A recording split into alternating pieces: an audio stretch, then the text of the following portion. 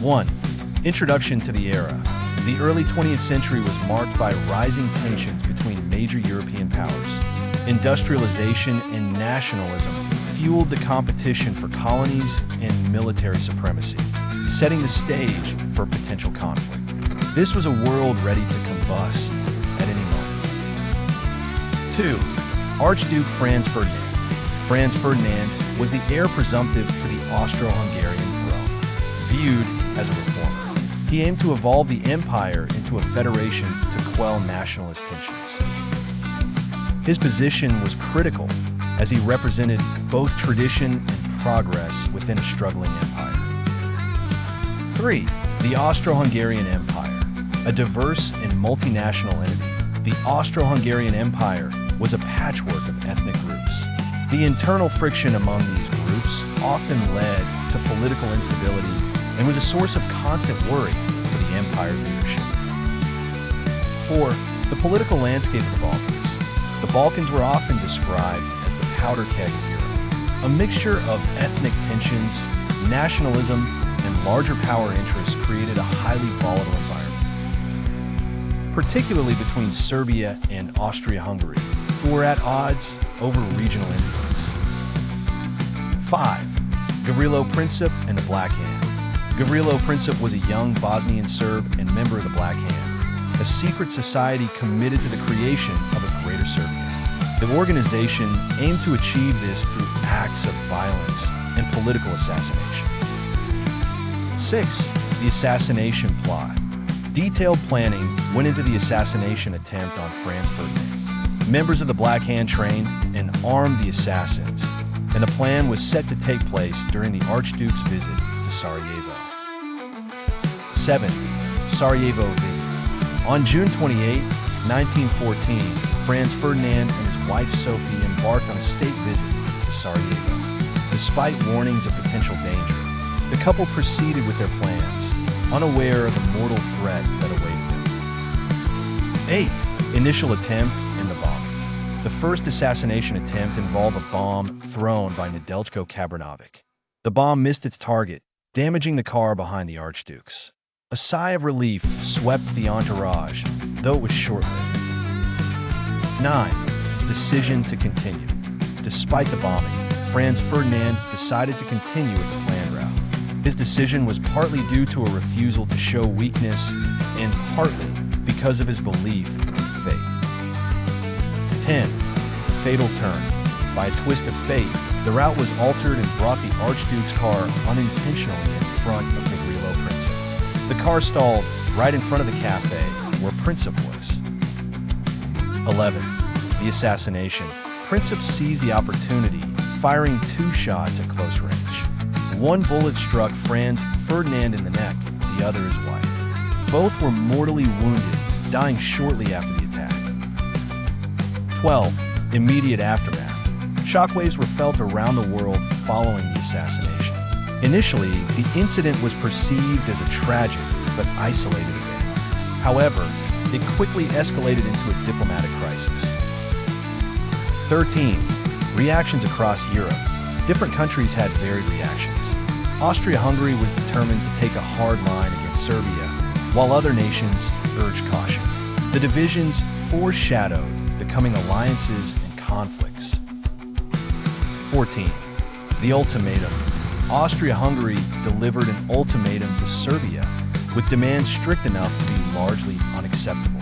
This was a strategic move, either ensuring Serbia's compliance or justifying a declaration of war. 15. July crisis. The period of diplomatic tension between the assassination and the outbreak of war is known as the July crisis. Multiple rounds of negotiations, miscommunications, and mobilization orders highlighted the fragile political fabric holding Europe together. 16. Mobilization orders. In response to the ultimatum, Serbia partially mobilized its forces.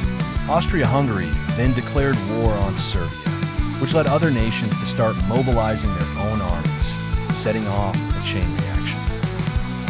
17. The alliance system. Europe's interlocking alliance system meant that any localized conflict had the potential to escalate. When Austria-Hungary declared war on Serbia, Russia stepped in to support its Slavic ally, drawing in Germany, France, and eventually the entire continent. 18. Germany's blank check. Germany offered its full support to Austria-Hungary prior to the ultimatum, an assurance known as the blank check. This emboldened Austria-Hungary's assertive posture, indicating Germany's readiness for conflict. 19.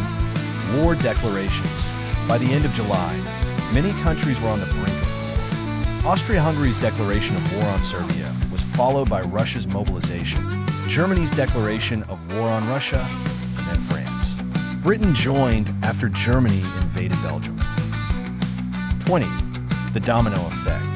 The initial assassination set off the chain of events that would lead to the involvement of most of Europe in war. Each country's alliances and treaties played a role as the continent descended into conflict. 21. Escalation to world war. Within months, what began as a targeted assassination branched into a global conflict, drawing in colonies and nations from around the world into what became known as World War I. 22. Technology and warfare. World War I saw new military technologies such as tanks, machine guns, and airplanes.